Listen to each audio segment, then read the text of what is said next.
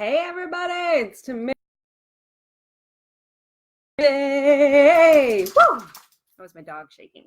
So this is a really big question that's been coming up a lot lately in terms of staying in momentum, especially as an empath, when it feels sometimes like your heart is heavy and your body is heavy and life and energy and emotions are just like bombarding you, right? So it almost feels as if your body becomes lead. Now, I want to share something that's really, really important. And the faster that we understand this concept, the faster we can stay in momentum. And that is that we're meant to feel things, we're meant to have emotions, we're meant to experience things fully through to the other side. And what I mean by that is we tend to get to a specific point. Maybe, we start to get a little uncomfortable, we get a little heavy, we get a little sad, we get a little angry, we get whatever emotion is coming up for us. And it may be ours, it might not. I don't even want to put that into the conversation right now. But we get an emotion or feeling. And so it starts to get this like cycle of emotion that happens. And instead of actually following the cycle all the way through and coming back to a space of homeostasis, we get this level of discomfort and we put it back. And I really, really, really want this to be your new normal.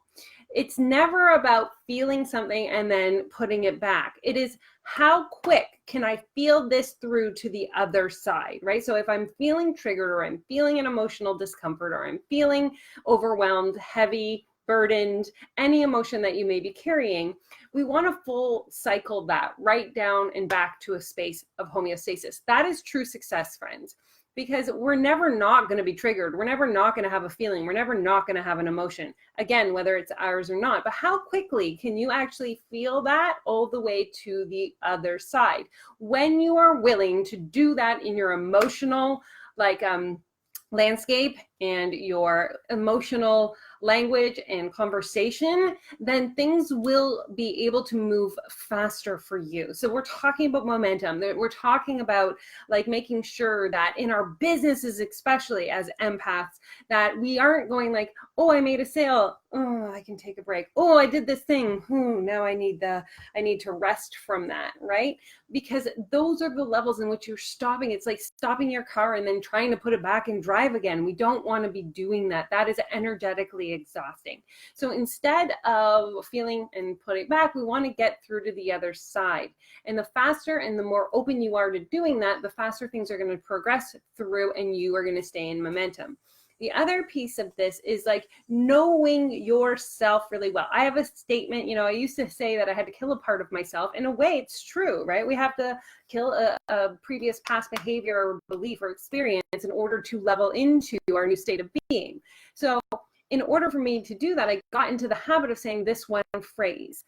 And this phrase is, we dip low before we grow. And that dipping low for me, and it can be something different for you, is almost like I am mourning the self that got me to this place today, right? So this Tamara, who brought me to this chair to do this Facebook Live, and I actually dipped low, really, really low yesterday because there's an expanded part of my life that's occurring as of today, right? And so this dip low before we grow, getting into the awareness that that low is actually an emotion for me to go through, realizing I'm letting go of past experiences and different parts of myself that are no longer serving me, and mourning, giving myself a mourning period. It could be an hour, it could be 2, whatever it is, so that I can wake up the next day in the highest version expanded like self that I know that I'm meant to be, and to be of greater service. So in order to stay in momentum, truly my belief as an empath is we do not push our emotions aside, and we do not feel them, and we do not do all those things, but we allow emotion and feeling to guide us through to the other side. The faster and the more habitual it becomes, faster it gets. Like, it used to take me 2 weeks, then it was 1, and then it was 5 days, and then it was 4, and 3, 2, 1, an hour, right? Because it's practice, right? And so you dip low before you grow. You dip low before you grow, and being willing to realize that and letting go of our previous versions of ourselves, the one that we lovingly and with great honoring brought to this moment. And so we don't just want to skip by and say, screw you, that Tamara, screw you, that whatever your name is, like, I'm ready to be this person. No, I'm going to stop. I'm going to say, you know what? I freaking love you. I love that you brought me to this moment. I love that we got here together. But it's time for this part of me to no longer be part of my newest expression. So I'm releasing you. I let you go. And we release. And so with that, it's a dip low, a morning expansion. Again, guys, I will only be saying this for what?